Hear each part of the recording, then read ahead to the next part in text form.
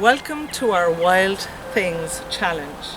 There's a wonderful book called Where the Wild Things Are, with the story and pictures by Maurice Sendak. You'll find it in your local library. But we're wondering if you can find any wild things in your neighbourhood. In my book Thrive, I found a wild thing in the forest with a huge eye. I found another one with a big, wide open mouth. And I also created my own wild thing in the forest with very hairy hair. Perhaps you'll see a wild thing in the sky.